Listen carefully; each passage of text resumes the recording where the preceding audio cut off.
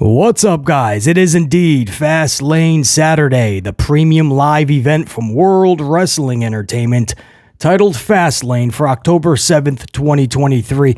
We will be covering this event live tonight on the channel. A live edition of the good, the bad, and the ugly of Fastlane. And if you're new to the channel, this is unlike any review you've ever seen before or ever will see. We're going to watch this event together in its entirety. Every single match will get a tally in one of these columns. Every match will be determined good, bad, or ugly. And any other segment or promo that we deem necessary to put in one of these columns. Will there be anything ugly tonight? We'll see. You want to stay away from that ugly column, because at the end of the event, when we tally up all the scores, we're going to see if there was uglies, and they're going to be crossed off. Every ugly will turn into two bads. That'll greatly, drastically change the outcome to see if this was a good or bad pay-per-view premium live event. So stay away from that ugly column tonight. We'll see together, man. Hopefully there is no uglies tonight. Hopefully there's greats. And if there's something great that happens tonight, that gets two goods, not just one. So those are the rules. And when the night is over, we see if this was together. So it's the fairest review you're going to get, because you have a whole unit together watching, and we're critiquing this as fair as imaginable, and as fans, by the way, which is clutch. And then we're going to find out if this, if this pay-per-view delivered. Could they have done more? Did it live up to the hype? Was there enough hype? Do you care about the card? We'll talk all about it, man. Tonight, that board is going to drastically change.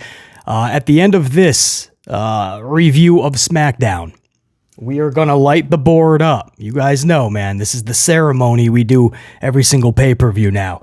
We're going to put up the initial zeros, because everything is going to start with a clean slate. 0 good, 0 bad, 0 ugly. We're going to light up the board. And in just a few hours, we're going to go live with the Fastlane live reaction watch-along review. So that's the deal tonight, guys. And everybody will be invited. I'm going to make sure that the entire amplified unit can join in, listen, or watch. But the chat will be for channel members only. So you do have to have a gold card to chat in the membership chat. So just a heads up on that. That'll be channel members only in the chat. Gold card status. That's a perk for being a channel member, and I want to make sure that they know they are fully appreciated. It's early. It's very early. We're saving the amplification for tonight, as you can tell. But we are going to go over SmackDown for Friday, October 6th, 2023, and we're going to do that right now, or in a minute. There's something that needs to be discussed first, and that's The Undertaker. BC, The Undertaker's gone, man. Let him enjoy retirement, man. Not so fast. If you caught yesterday's show, last night's SmackDown, you may have seen an advertisement for a stacked NXT Tuesday.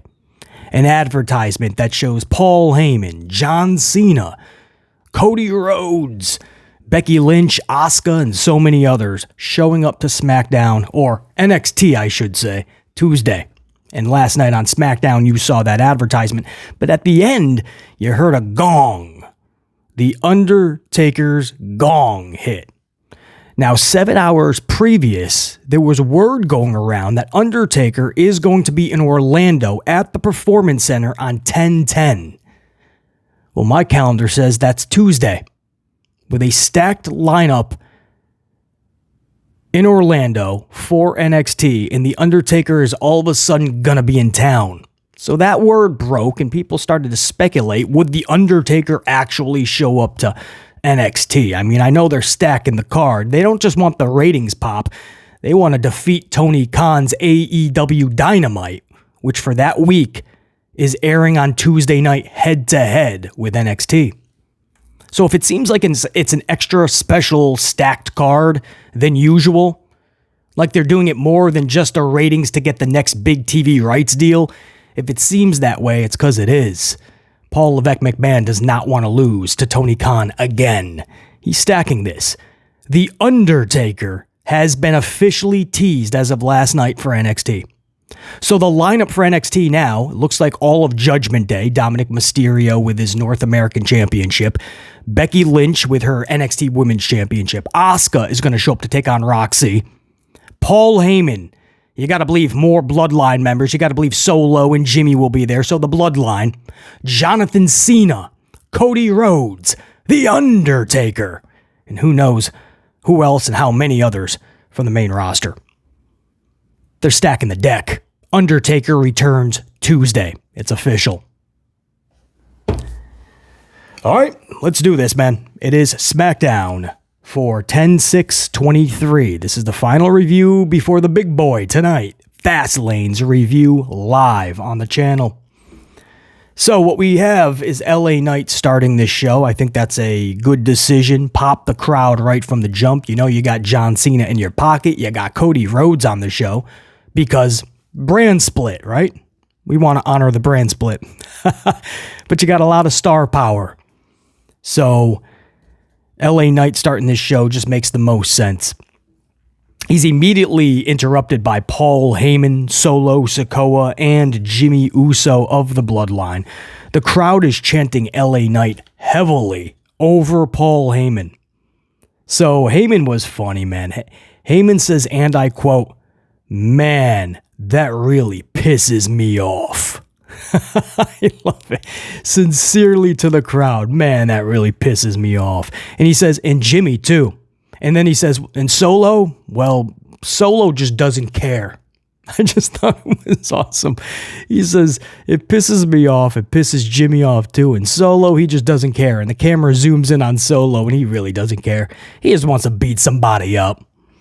Thought it was great. Knight takes out a piece of paper. You want a little bit of retaliatory or verbiage, top notch? Check this out. Knight takes out a piece of paper and he says, and I quote, "Let me check my receipt." Nope, I didn't buy any of your BS. Guys, he took the extra step to take out a piece of paper and he says, "Let me check my receipt." Nope, didn't buy any of your BS. Come on, bro. When you spend that, when you think about your promo to the point where you got props, I give you props. Chris Jericho always did something like this. Chris Jericho back in WCW, he literally talked about having a list. I think it was like Dean Malenko was the man of like 1,000 holds or something. So Jericho was like a man of 1,001 and he starts listing them, but he actually had the paper. It was the coolest thing. It was the best thing. They went to commercial break in WCW. When they came back from commercial, he was still going over moves in the ring, guys.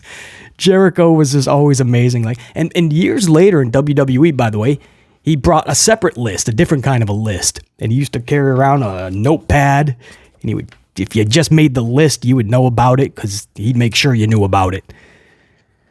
But it's props like that. It's just having fun, man. Think about it in the locker room. You know, today's pro wrestler, they're so into just being calm, cool, collected, playing video games in the back. And when people like The Undertaker get upset about it, and then people get upset with The Undertaker, you know, especially the video game crowd, they should be able to relieve stress, mental health, and all this. Well, Undertaker's not saying you can't play any games backstage, but can we limit it to like an hour or two? You know, I mean, a lot of these wrestlers, they're going right up to their time where they walk out the curtain, and it's showing that there's nothing that's attaching you to these individuals. Xavier Woods, who is one of the biggest video game people in WWE or pro wrestling, right? For instance, Xavier Woods.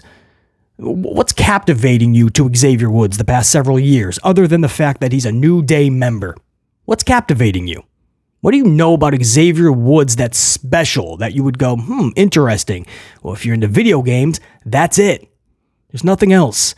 There's nothing that's drawing him away from everybody else that makes us say, damn, this guy's special. This guy's good. I can't wait till he comes through the curtain. This is somebody I want to back. He's a winner. There's nothing.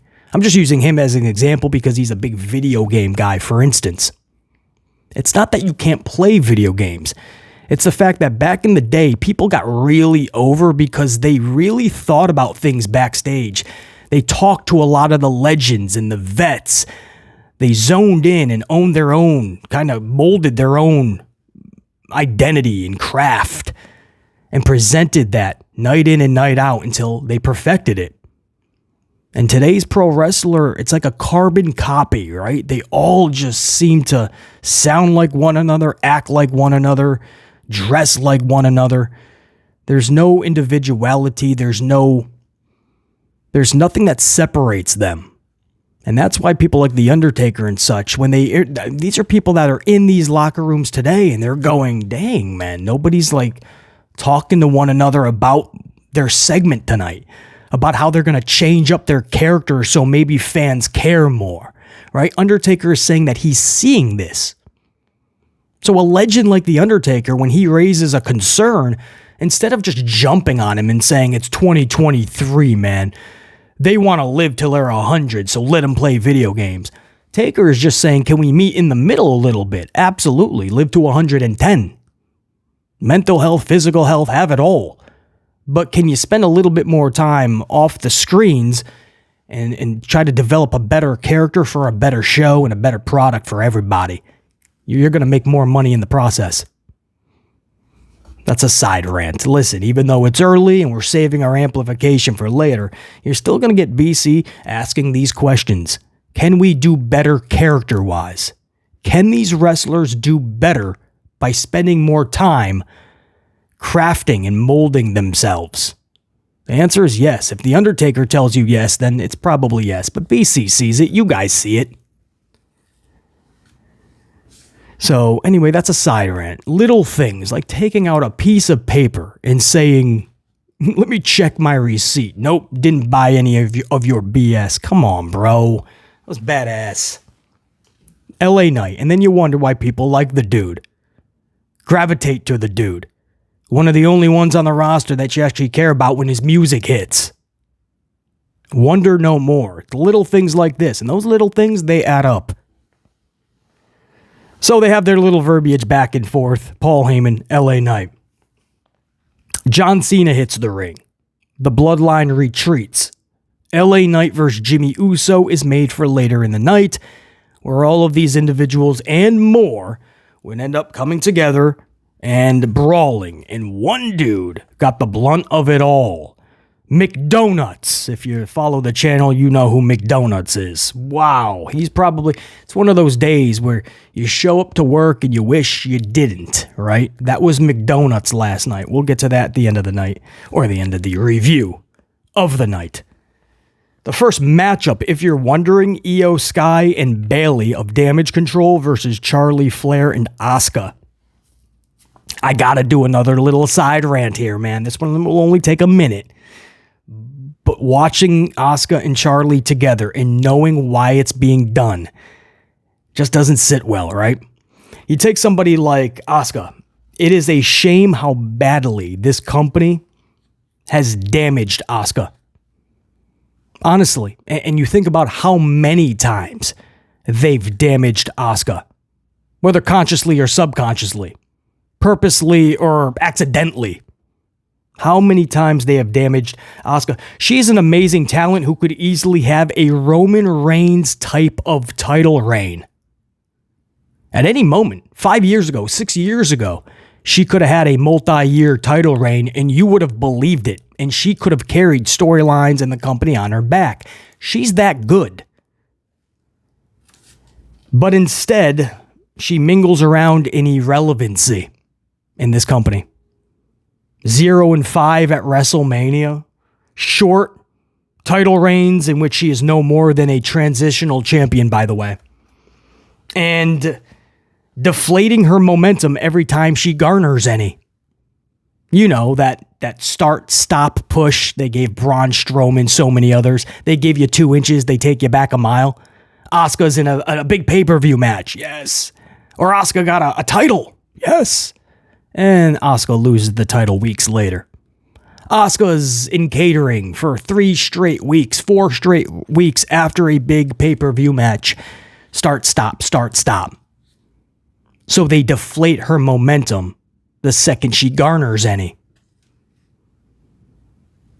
And the icing on the cake is the inconsistency in her booking. And what we mean by that is recently showing her heelish side with the Kana character, the Kana persona, right? And going heel a little bit more on Bianca and others. And then all of a sudden, right? So she is at least showing shades of Kana. And then seamlessly, without explanation and without clarification, a straight up face change again. And she's mixing it up, tagging it up with Charlie, who herself doesn't know if she's a face or a heel every single week, every show. Every show, it's something different. However the crowd is reacting to Charlie is who she becomes on that given show. But again, they put Asuka with Charlie and they're the faces last night.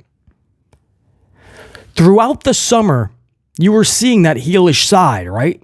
The shades of Kana. Asuka being more than just a mid-card status individual or a title transition champion.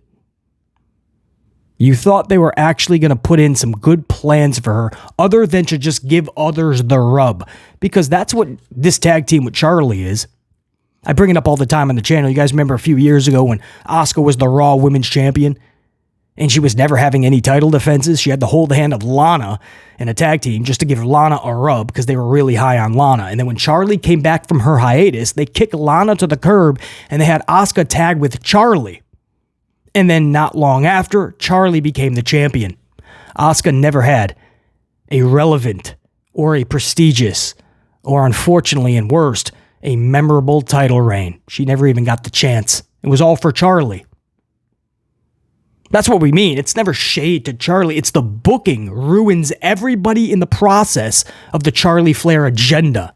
If it didn't ruin everybody else, it would be no harm, no foul. But the fact that it ruins everybody.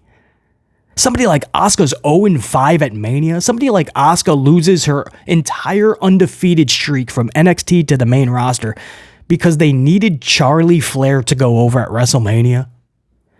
Asuka couldn't have a meaningful title reign because they needed Charlie to A, get the rub, and then B, get Asuka's title. Asuka can't have any shine as the Kana persona or a heel because they need her to give Charlie the rub even in 2023. Because if you listen to the reaction last night, they obviously loved Asuka, and Charlie got a lot of that. WWE probably got their rocks off last night. Charlie was being cheered. That does not happen every crowd. You guys know that. Open your own ears and listen to these shows.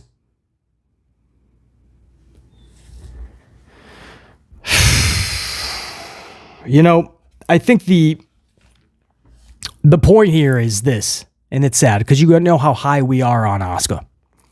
The point is that with Asuka, there's becoming no reason to care about what she's doing because there's no way to understand what she is doing. It's the best way to put it. Saddest way to put it. There's becoming no reason to care about what she is doing because there's no longer any understanding of what she is doing. They don't know what they're doing with her. Every week, every show, it doesn't make sense. There's no consistency. And because of that, I don't see Asuka in the future ever getting a big WrestleMania victory unless it's literally because the storyline is Asuka just cannot win at Mania. And that's a sad storyline for somebody like Asuka because the greats are supposed to anyway show up on the grandest of stages. It's where Derek Jeter was to shine the brightest. It's where Tom Brady earned 7 rings. It's where Michael Jordan got 6 shiny gold rings with many different variations of Bulls teams, whether it's a Scottie Pippen or a Dennis Rodman. Michael Jordan was leading you to the promised land because Michael Jordan was great and he showed up on the grandest of stages. Anyway, That's the side rant on Asuka. Anyway, for this match, it was 12 minutes bell to bell. Charlie pins Bayley. That's right. Did you think Asuka was going to get a victory here? Did you think Damage Control was not going to lose? That's all they do. Bayley is now a jobber. Bayley is enhancement talent. Sadly, that's another rant for another day. Io's a champion. Io's a champion, and she's a stone's throw away from being a jobber. Charlie Flair wins this match. Not needed. Helped nobody. I don't even think it helped Charlie. But they wanted Charlie to have her hand raised at the end. She beats Bayley. And by the way, it was a botched natural selection. Totally botched. The natural selection, she hits it on her, rib cage. So as Charlie's just doing this fancy little somersault, she puts her arms around Bayley's, up the hip area or rib section. And Bayley has to sell it that way. I'm not saying Bayley was totally in position for this, but Charlie could have taken her time just a second and think, hey, maybe I should be a little bit more up here. It was horrible. They couldn't even show the replay, guys.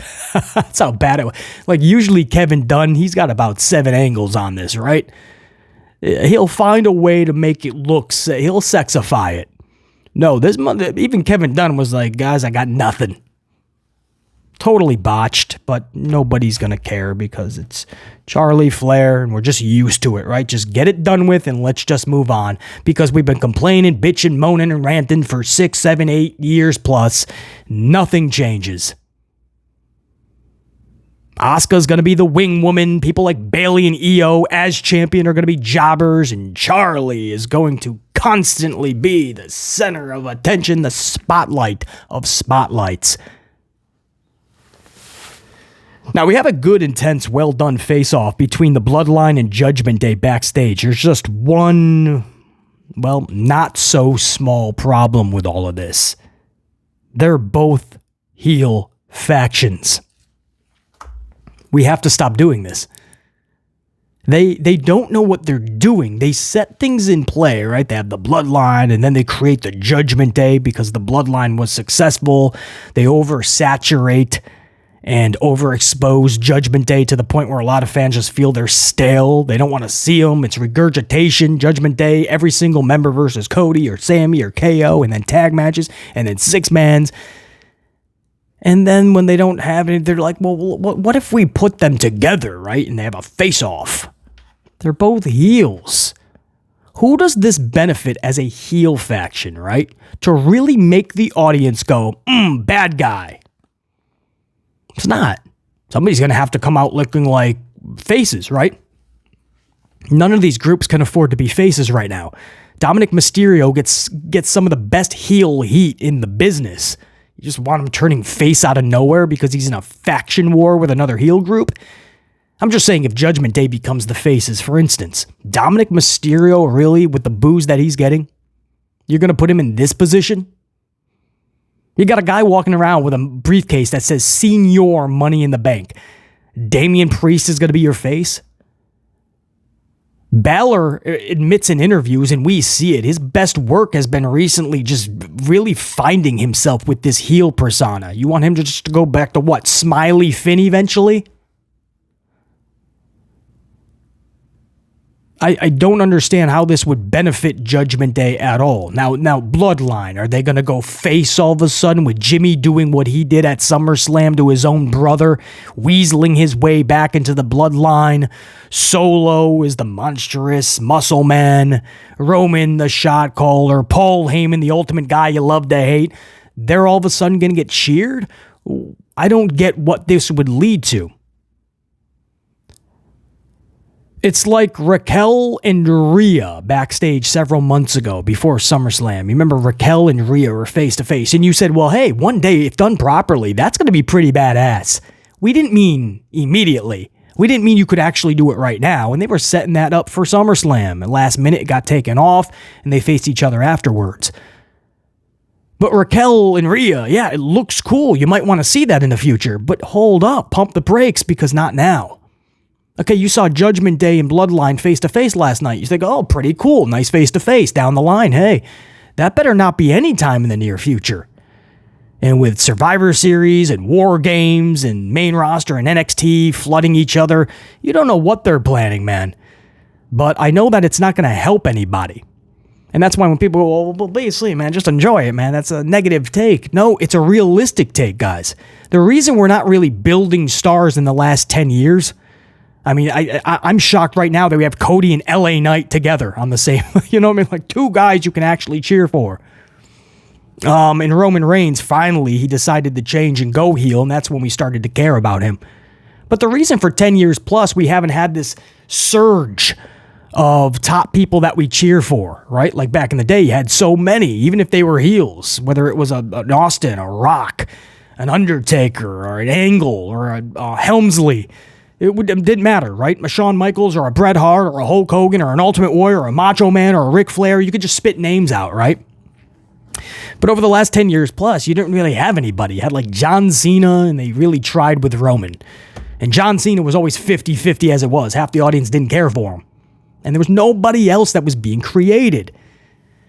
And that's why, guys, it's what they're doing. How they go about business determines everything going forward. Our level of care. Care in the product, care in the show, care in the individuals, the characters, the wrestlers. So how you book, it means everything, man. Everything. I can't stress that enough. And when you book certain situations like this, it doesn't help anybody. You can go back and look at Raquel and Rhea, for instance, right? They wanted to rush that because it was a cool visual face-to-face. So they rushed that, even taking it off SummerSlam. Then they put it on a month later-ish. Had several matches between the two, and it didn't help Raquel at all.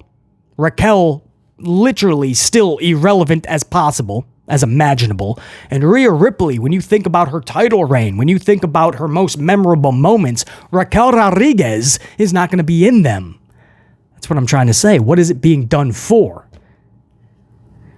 It's very odd. And in the process, you blew off something that could have potentially in the future been pretty epic. Raquel versus Rhea, if done correctly. And Rhea is not Rhea. Rhea's already on her way. Raquel was at a level that we cared, right? Raquel was putting in the work and getting that reaction and response, and there was this intrigue with Raquel. And then you put her with somebody like Rhea, who by that moment, by that time, is going to be hopefully her uber level of care and intrigue. And then you mesh them. Hope that makes sense, man. BC, the mastermind. The hamsters are going upstairs on the wheel, right? The mastermind is in the lab. And BC is always thinking 10 steps ahead. I'm a mile ahead of the companies usually, and that's what sucks. You know, I want these companies to be ahead of us so that we just get to sit back and enjoy wrestling is what I'm told. But when it's not being done properly and you see this, right? That's what hurts the wrestlers. That's why Asuka is in positions like she is. That's why the Judgment Day feels stale, being overexposed like they are. Facing off with Bloodline, it's a cool whoa moment, and then you're thinking, what does this do? In the end, it's going to actually hurt these individuals because they both should be viable heel factions. You're going to have to cheer for somebody. And then when it's done, is that level of cheer going to remain? Most likely not. History has showed us it's for the moment, and then that's it. And when it's over, whichever faction was being cheered, or the closest to cheered, well, good luck trying to get all that mean streak, badassery villain back. I'm not going to look at you the same. BC May, listen, even though we're not screaming on this review or fully amped it may seem, even though it's early, you're getting the mastermind BC booking here, man. Now, moving on. So that was the face-off between Bloodline and Judgment Day. Now, the reasoning behind that, they would be working together quickly by the end of the show. And we'll discuss this. And they look like idiots when this thing was done. Wait till you hear how the show ended. But hour one ends with Bobby Lashley defeating U.S. champion Rey Mysterio via pinfall off the spear. Because, champions in WWE, it's status quo to get pinned. So they paraded their IC champion out there, and they had him get pinned by Bob Lashley. Non-title match, I believe. Yeah, Bobby didn't win no title, but still, you don't want your champion just losing like that. Now, there was cheatery. There was the Street Profits were out there. Because of the Street Profits, Bobby was able to pick up that spear and W.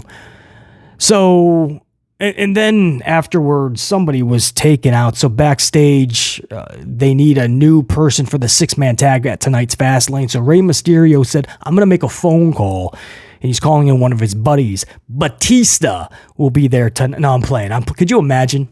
Batista and Rey Mysterio have a lot of history, but there's going to be somebody else in that 6-man tag tonight because Street Profits, Street Business wreaked havoc last night. And that ended hour number 1. So, listen, I'm all for Bobby collecting W's, man. If you want Bobby to collect W's, I'm here for it. But Rey Mysterio, your champion, losing matches simplistically, meaninglessly, and nonsensically like this, I'm not a fan of that, man. Champion should be built up to be such. Hour number 2 kicks off with Dragon Lee versus Austin Theory. This was a hard match to get through.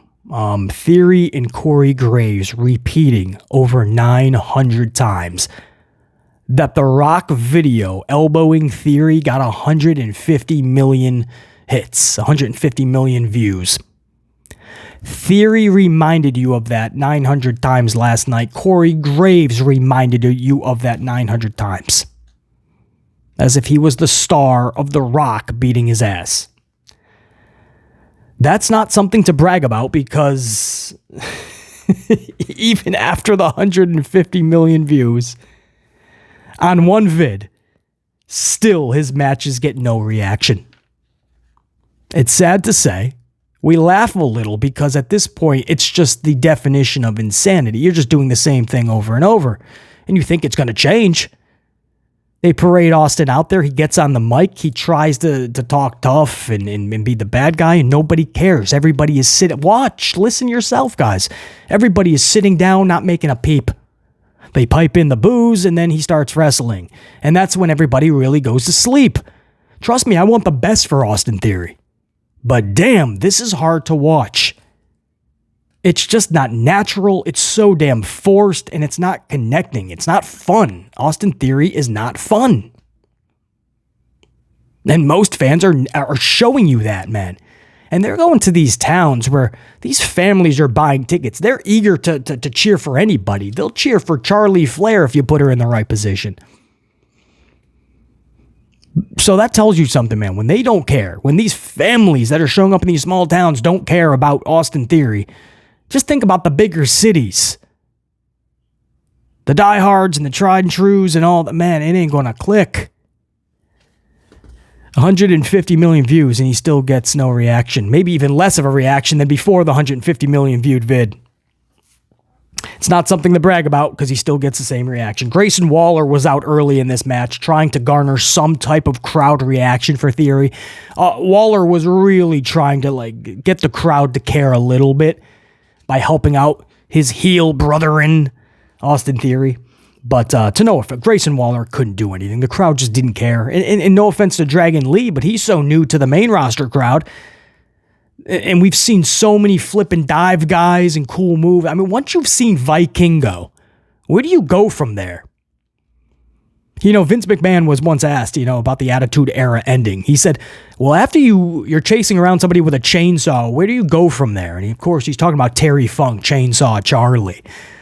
But I'll always remember that quote. He goes, after you chase somebody with a chainsaw, where do you go from there? You kind of got to reset. So that was Vince saying why there's no more Attitude Era. I don't know why that always makes me laugh. Just thinking Terry Funk with a stocking on his dome piece with a chainsaw. Who better to play that role? But it's the same philosophy with Dragon Lee, for instance. We all like the dude. We want the best for him. But after you've seen somebody like Vikingo and what he does in the ring, where do you go from there? I mean, guys like Dragon Lee are going to seem Bush League to guys like Vikingo. And that's saying something, because Dragon Lee is amazing in the ring, talent-wise, skill-wise. But when you've seen some of the wildest things that you didn't even think human beings could do, Cirque du Soleil type stuff in a ring.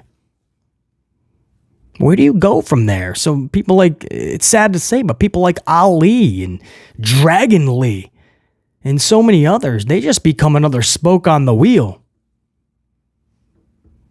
So the main roster is seeing a guy doing a couple of flips, and they're like, oh, yeah, okay. It didn't connect last night. And so you have somebody who's not connected like Austin Theory, and somebody so brand new like Dragon Lee, who, I mean, they just saw Rey Mysterio a match earlier. So now they got another masked guy out there. This little masked guy who on TV, they're calling him a bootleg Rey Mysterio. On TV, have you guys watched NXT? They used that I think they did it on Raw a week or two ago too, didn't they? Or was it SmackDown? But they have Dominic Mysterio come across him, and him and Rhea basically call him a bootleg version of their father, a wannabe Rey Mysterio. I mean, when you're putting that in your own storylines, what do you think the audience is going to look at? Anyway, a rough start to hour number 2, man. Even with Grayson Waller, this was not getting any reaction. Cameron Grimes would strike late in this match, and he would take out Waller. The distraction led to Theory getting hit with the awe-inspiring, ultra-devastating Faroot roll-up. You gotta have a roll-up if it's a WWE show. Sure enough, Theory ends up getting hit with this roll-up. He was about to hit A-Town down, and when Grimes took out Waller, he's like, what? That's my brother from another. And Dragon Lee was able to do the roll-up. Okay. Awesome. I don't know what this does for anybody. Cameron Grimes debuts. He beats Baron Corbin in like a millisecond. You guys remember that? It looked like they really had big plans for Cameron Grimes. And then all of a sudden, he's in catering for months. Then all of a sudden, they have him pop out of nowhere to take out Grayson Waller. Great. This is exactly what the feud that we want. Tag team matches for the next 2 months. Dragon Lee and Cameron Grimes versus Waller and Theory. I'd say give me the NyQuil now and let's just make this easier on all of us. But you know what? That will put us to sleep even faster. Undertaker was then teased for NXT. This is where they played that package that I told you guys in the cold open teaser. At the end of this video for NXT Tuesday, which they're telling you, Michael Cole told you in the exact verbiage, it is going to be a packed and a loaded show on Tuesday. This video package showed you that, and at the end of it, you heard the Undertaker's gong, which confirms the reports we heard earlier in the day that the Taker will be at the Performance Center that day and could show up on NXT. Well, it's no longer could. Undertaker will be there Tuesday. Then we saw the return of Roman Reigns video package for next week. He's actually going to show up to work. He's jumping off the milk carton. He's getting off the island of relevancy, or just the Bahamas, whatever island he's been on, drinking a martini and a margarita. And he's going to show up to work. That's crazy. The heavyweight champion is actually going to show up for the first time in a month. Cool. How honored that he's going to grace us with his presence. And then a video for Triple H showing up to SmackDown next week. That was interesting. So it's the season premiere, they're calling it, of SmackDown. The season premiere. So they're bringing back Roman Reigns. I can't believe we're saying the World Heavyweight Champion. We have to use the words, they're bringing him back, or he's returning. And then Triple H is going to have an announcement. So he's going to do his best Tony Khan impression and have a big announcement. We don't need this guy coming down to the ring with his little suit and tie and his little grin and spitting all his BS verbiage that moments later is just going to be contradicted anyway by himself. Unless you're coming down to the ring with your leather jacket, sledgehammer, ready to whoop that ass, stay in the back and produce good television. That's all we ask of you and from you. But this is being watered down now. Paul Levesque McMahon constantly coming out to say nothing at all. And just trying to put on his best Vince McMahon image. Oh, man. So, no, if you thought I got excited to hear that Triple H is going to be on the season premiere of SmackDown, no. If it was leading to something, if it actually was going to be special, yes. Anyway, main event, LA Knight versus Jimothy Uso. Cena and Solo involved, and the match quickly becomes an afterthought. So maybe 5 minutes tops, if even. Solo's there, Cena's music hits, and all of a sudden we got a little bit of a melee. Judgment Day then hits the ring. Paul Heyman and Rhea Ripley step up in front of each respective groups, and they shake hands. And Paul Heyman says, authorized, because Rhea said, I want our relationship to be authorized. Earlier in the night, Paul said, I need Roman to authorize this relationship, business with one another. And Rhea said, no, Paul, you're not going to make that call. It's authorized because I said so. You are going to make the call. And Heyman's like, no, there's only one person that can authorize it, and that's Roman Reigns. So they kind of left it at that. So when Paul stepped up and shook hands with Rhea and said authorize, you know that Roman approved it. So they all get up on the apron, right? All of Judgment Day. I forget if McDonuts was out there. I think he was. Well, he definitely was by the end of the night. What am I saying? Because he ended up taking a whooping for the ages. We'll get to that in a minute. So all of Judgment Day and what's left of the bloodline without Roman and without a J. So you had about, 7 individuals? You had, if I'm not counting Paul Heyman, like people that could actually fight, including Rhea Ripley, JD McDonuts, Finn Balor, Damian Priest, Dominic Mysterio, Jimothy Uso, Solo Sikoa. So seven mofos get up on the apron, and they're just looking at LA Knight and John Cena.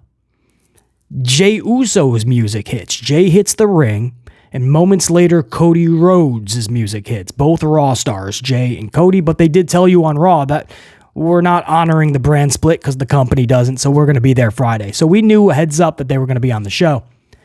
So Cody and Jey get in the ring, but it's still massively outnumbered, right? I mean, Paul Heyman could do any dastardly tricks on the outside just because he can't fight. He could still fuck with you. He could hold your leg like a fucking chihuahua. He could nibble on your fucking leg like a chihuahua or a gerbil. The point is, Paul Heyman could do something to one of these 4 dudes. And then you had 7 individuals if you count Rhea. And you only have 4 faces. And guys, the faces absolutely annihilated the heels. And JD McDonuts takes the jobber ass whooping for the ages. That's actually in my notes from last night. JD McDonuts takes the jobber ass whooping for the ages. He took everybody's finisher. I mean, he was in there. I think he got splashed by Jey Uso. LA Knight gives him the BTF. BFT, blunt force trauma, BFT. And then Cena not only gives him the 5-knuckle shuffle, but also the attitude adjustment. So he gave him both. And then Rhodes hits Crossroads. And to McDonuts' point, to his credit, McDonuts sold this top notch. One of the top 5 Crossroads I've ever seen sold was McDonuts last night. So if you guys haven't caught it, check it out. It's a pretty badass sell by McDonuts. Got to give the guy a lot of props. And Cody nailed it too, by the way, but it takes 2 to tango. So McDonuts just took the ass whooping for the ages. But the fact that 7 individuals were taken out by 4 wouldn't have looked that bad. I mean, it's bad, but it wouldn't have looked as bad as it did last night if WWE had timed this a bit better. And what I mean by that is there was still a full 2+ minutes left in the show when the faces cleared the ring and McDonuts took the ass whooping for the ages. There was still over 2 minutes left for the faces to celebrate in the ring. So all of the heels had to sell their ass whoopings for what seemed like an eternity, guys, because it wasn't that big of a whooping for everybody. McDonuts I could see, right? If he was still down this morning, I would understand. But if you go back to look at what happened with Balor, if you look at what happened with Priest and Dominic and Jimothy and Solo, no, they did not take those whoopings. It took a couple of moves, and they were all laid out at ringside like they had each gotten struck by a Mack truck or an 18-wheeler. Literally. Or Nia Jax and Bronson Reed tagged up with the natural disasters, typhoon and earthquake, and they all just sat on everybody. You would think like something devastating happened and they were down for 2, 3, 5 minutes. And it's just so bad because you could tell they're looking at the referee, the poor heels, like, can we get up? Can we start to like look like we didn't just take a clothesline over the top rope like Solo did? It looked really bad, and you can see at the end, John Cena is looking at the ref like, dude, how much more time? Literally, the last image of SmackDown was Cena looking at the ref. The ref is on camera side. That's where the ref kind of hides out, and he looks like he's telling you to break it up, but he's telling you how much time is left. And Cena's looking at the ref, and the ref is like, 10 seconds, I swear, I promise, 10 seconds. So Cena's like, fuck, man. And he's like, come on, you want more? And then we go off the air. So that's a tough moment to be in for the faces and heels because you're selling your ass off when you know it's no longer realistic. And that's always a tough sell. So time management issues, man. It's always rough. AEW Dynamite this week did that with Edge and Christian. It was too long at the end when Christian was at the ramp and Luchasaurus and Nick Wayne come out and they just stare at Edge. It seemed like an eternity. It was only a minute, but it seemed like it was 27 minutes because it's not a climactic finish. It's not something that's going to make you go, oh my goodness, this stare down is amazing. Edge and Luchasaurus. You know, Christian is with Lucha, and Christian and Edge were brothers. They just stared for so long. It was like, damn, if we cut 30 seconds off, much more of a climactic moment. And then recently, was it Raw with the Mega Botch? I think Raw, one of these shows literally ended in a straight up botch. Somebody came out. Who was it, man? Hold on, guys. If you don't mind, I got to go back in my notes a little bit here because I think, was it Gunther and Tomato? That's what it was. It was Monday night. Thank goodness for my notes, right? Monday Night Raw, Johnny Gargano returns to link up with Tommaso Ciampa to reform DIY. They're both about to hit their move, and we cut off the show. We go right to the next show. Raw goes off the air before Johnny Gargano can even hit his move. All of these months off, you're supposed to make people care about DIY, remind them what they do, and all of a sudden they go off the air. Do talk about these shows have been off this week, man. For time management, just off. They have to end these things much better. Anyway, it was a pretty cool visual for the house. We call these house moments because these are for a house show. Usually what you do is you have the faces just annihilate the heels, right? You make a heel take every face's move. You usually see what happened last night on a house show. So this is laziness by WWE for sure. You know, let's just have the faces whoop all the heels. This is easy booking. You do it for house shows. You pick one of the heels and they take the whooping from everybody. And that was, in this case, McDonuts. And all the faces celebrate. All right. I got no problem with it. You know, even though it was on the television show, it was a feel-good moment. You got to see stars. You got of yesterday and today. You see John Cena with Cody and LA Knight. And to see Jey Uso getting some love and shine. So, no harm, no foul. You know, is it lazy? Absolutely. Does it make all the heels look like complete idiots, schmucks, and geeks? Yes. But it is what it is. Tonight's Fastlane, and we'll see if that all changes. Guys, we've reached the end of this review. That was your SmackDown. Nothing special at all. It was a show. That's the best I can give you, man. It was one of those. It was like a house show. That's what this was. It was a house show.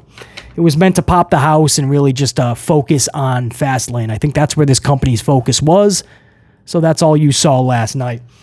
So now we're going to go on to tonight. What we're going to do on the channel is we're going to be live. There's some inclement weather coming in, so hopefully we can, hopefully the stream is up and rocking in its entirety. But what we're going to do right now is we're going to set the stage for Fastlane, for this channel anyway. And we're going to light up the board, man. First and foremost, let's put up the 0. So this is a clean slate. Every single category is going to start off even. This is as fair as possible. Everybody gets a 0 to start. So there you go. That's the good there. The bad is going to get one as well.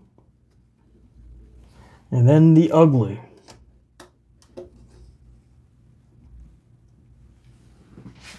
So there you go, man. Good, bad, and ugly.